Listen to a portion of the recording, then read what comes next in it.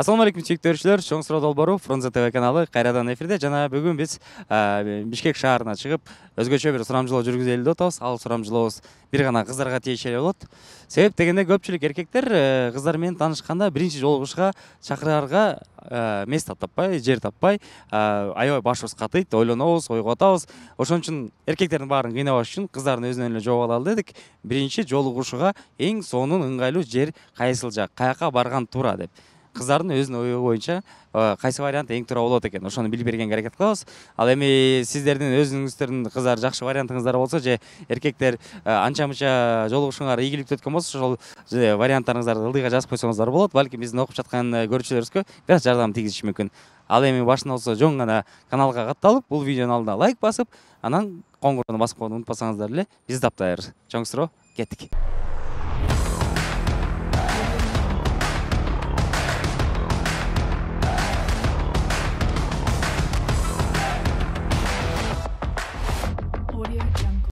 Эми өзүңүзгө жаккан бир жери бардыр, балким паркка, киного, ресторанга деп, же болбосо жөн эле сейилдегенге бир өзгөчө жактырган жериңиз? Жөн эле баскан жагат паркка. Жөн элеби? Бир күндө канча саат басып коесуз? Көп эле. Азыр мында токмокко чейин басып кетерсек болобу?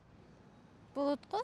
Болот, Компания жакшы болсо. Компания жакшы болсо эң негизгиси. Эч кылып айырмасы жок каяка, главный сейилдеп, басып сүйлөшсөңөр болду. Сонун, чоң рахмат. Ну, в кино ходим обычно. Ну, у вас кино, кафе. А это не чересчур банально? Чересчур банально, но вы же ничего больше придумать не можете. Вот, поэтому и спрашиваем, потому что, может, вы скажете, так, парни, вы должны на первое свидание пригласить девушку в такое-то место, это очень романтично. Должно быть что-то оригинальное, не знаю, там, конные прогулки, это очень весело, или там, не знаю, с каньона прыгать, там, или с парашюта, не знаю, ну, что это такое? Ну, просто вы же до этого не додумываете. Например, многие девушки любят лошадей и, типа, покататься на них. Вот именно күйөөңүз биринчи жолу каяка чакырды эле? Биринчи жолу киного чакырса керек эле. Жок, паркка чакырган. Паркка чакырып гүл айтып эткенбиз. Мороженое алып берген. Мороженое алып берген, гүл алып берген, тамак ичкенбиз. Мына эми сон башталды. Ошондон кийин сразу жактырып калдыңыз. Жок, эми сразу эмес эми. Бара-бара жактыргам, сразу эмес. Бирок эгерде кыялданып кетсеңиз, биринчи жолугушууну кайсыл жерден өткөрмөксүз?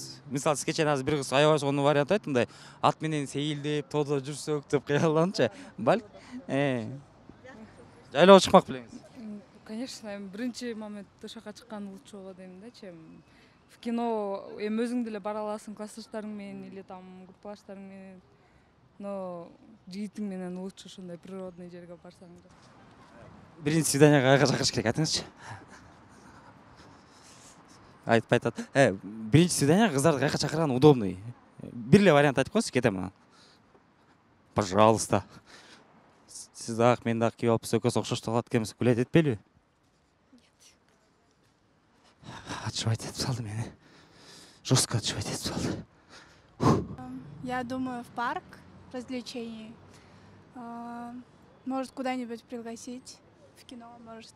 Ну, кино и парк, прогулки это как-то банально, да? Ну вот, чтобы сразу удивить и сразу как-то оставить такое очень хорошее впечатление о себе, чтобы девушка сразу захотела во второй раз еще встретиться. Ну, я бы хотела, например, я бы хотела, коробку шоколада или, может быть, первое впечатление, да? Ну, типа такого.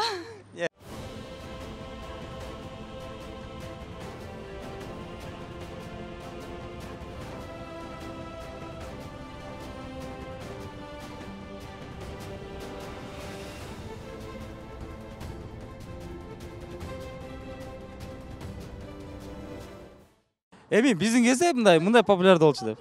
Эже, сиз айта бериңизчи. Каяка барчыңыз эже? Биринчи жолугушууга. Жолуккан Эми жолуккан эмеске мындай көпчүлүк учурда, бирок ошол мезгилдин талабы кандай эле?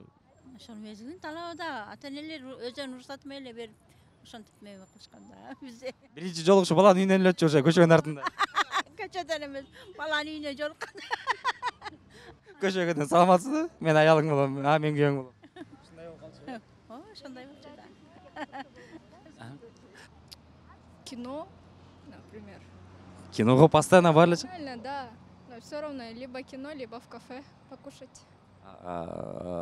Башка варианттардан дагы бир карап көрбөйлү, может. Ладно, буга чейинки жолугушуң биринчи жолу каяктан өттү эле? Киногобу? Кафеде? Я никуда не ходила. Да, а если чакырып атсамчы? Мен чакырсамчы, атыңыз ким? Жаңыл. Жаңыл, жүр экөөбүз деген токмок коруп келебиз, биринчи свиданияга барып келе. Барбай келебизби? Ладно. Меңечи шаардын четине чыгып мындай таза аба. Киного десемчи? Барып болчу. Кино иштеп атпайт, элекке каршы, бирок макул. Вариантыңыз үчүн чоң рахмат. Мен өзүм айта албайм, өзүнүн чыгармачылыгы болуш керек да. Жок, вот именно чыгармачылыкка келгенде эркектер кичине элдин баары каяка кино көрүп аткан турбайбы, кеттик киного деп кетип калып атпайбызбы? А вот креатив жетпейт, бирок желаниясы бар адамдар кайтып коюш керек болуп атат. Жигиттер, бияка барсаңар, сонун чакырсаңар. Может, кино для двоих только можно. Жакшы вариант. Если летом, то на озеро можно. Бишкекте элеби? Жок, көл жакачы. Биринчи свиданияга. Атыңыз ким? Нуриза. Нуриза, таанышканга кубанычтамын. Кеттик көлгө, сиз кете бересизби? Жок. Вот, болот атпайбы? Айтсам, эмне деп түшүнүп калат деп ойлойбуз да. А вот реальныйраак варианттардан, ну, кино это само собой болуп атат. Парк сарктарда сейилдеп койгон тоже. И ушулардан башкараак да бир вариант издеп көрөлүчү. Жакача кете береличи, көлгө жүрүңүз. Ушундай эле паркта отурсаңыз боло беребизби? Бир сонун жерге баргыңыз келмек беле? Боло берет. Мисалга, Паркка деле барса болот. өзүңүздүн каалооңуз боюнча каяка демексиз, мындай эгер мүмкүн болсо. Сүйлөшпөйм да. Ладно, эми эртең жигит пайда болуп калды дейли, бирөө жактырып же чалып калды, мен сизди аябай жактырып калдым. Мүмкүн болсо бир жолугушууга уруксат бербейсизби, анан бир жерге чакырайын дедим эле. Сен каяка чакырасың? Паркка баргым келбей атат. Күндө отурам бул жерде бир колону кармап алып. Анан башка жерге баралы. Сен каяка десе, айтасың да вариантыңды. Каяка демексиң?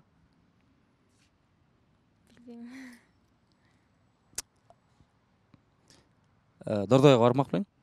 Жок. Ош базарга. Киного. Киного. Бир сонун ресторанга. Ладно, ресторан болсо кандай ресторан бармаксың? Европейский, японский, корейский. Японский, болду. Японский ресторан. Андан кийин чыгып сейилдеп барып туруп бир кола алат экенбиз, и всё. Иш бүттү. Не знаю. Это неосуществимо здесь, да. Это будет где-нибудь на пляже, на море, там красиво все. На пляже? Да, Если на по... море, романтическая обстановка, куча роз. Нет, вас как зовут? Рима. Рима, если я такой подойду, здравствуйте, Рима, я очень хочу... Здесь нереально, я говорю, другая обстановка, нужна и другая страна. Не, я понимаю, но пляж сразу, да? Первое свидание и пляж?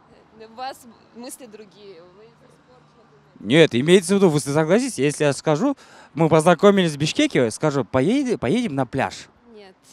Да. Ладно, не получилось позагорать. Пока, Рима. Айтып коюңузчу, пожалуйста, эми кетпей мени. Мы уже спросили. Ну да, басып кете беребиз, жүрүңүз. Каяка 4 өңөр тең бар экенсиң, бир вариант айтып койчу. Ну, можно где-то в парке. Просто погулять. Этого достаточно, да. Да, а если скажут, ну, парк это банально, давай в другое место, выбирай, десе. Кинотеатр, возможно. Кинотеатр тоже банально, давай в другое место, десе. На природу. Природа тоже банально, еще давай в другое место. Все банально. Все банально, вот 3 самых популярных. На природу, погулять и кино. Дагы? Больше не знаю. Уялбаңыз, тартынбаңыз. Жакшы эле суроо болуп атат. Просто сиздин оюңуз боюнча биринчи жолугушууну каякта өткөрсө сонун болмок. Ататүрккө чакырса болот, наедине. Ататүрк парк. Акунбаевага элеби? Жакшы. Андан башка вариант болсочу? Андан башка кыз менен баланын сүйлөшкөнү жараша болот да. Ну эми биринчи жолу жолугуп атасыңар деп коелу, телефондон тааныштыңар же интернеттен тааныштыңар. Анан келиңиз, мен сизди жолугушууга чакырып атам десе, сен айта албайсың да уялганыңан, мен сразу мояка барам депчи. Анан чакырган жагына барасың да. Билбейт экенмин да. Же спорлошуп каласыңбы? Жок, мен аяка баргым келбейт, давай бияка барабыз деп. Может быть, спорлошобуз. Короче, мен Ататүрк көрөм да. Башка вариант жокпу? Жолугуп көргөнбүз да. И, Жөн эле. жакшы экен. Курбуңузчу? Уялбай эле айтып коеюн, сен бир чети сизге татаалыраак болуш керек да чоңуз. Ачык айтканда, Мен жолукпайм да ошон үчүн айта албайм. Жок, ошо жолукпайсыз да. Бирок эгер мүмкүнчүлүк жаралып калса же негизи эле таптакыр жолугушулса барбайсыз. Барбайм. Мынакей достор, өзүңүздөр уккандай, көргөндөй көпчүлүгүндө эле баягы 3 эле вариант бар экен. Кино, сейилдемей, анан албетте отуруп тамактанып коймой. Анча мынчалар шаардын четине чыккысы келет экен, айтор иши кылып варианттар чектелүү экен.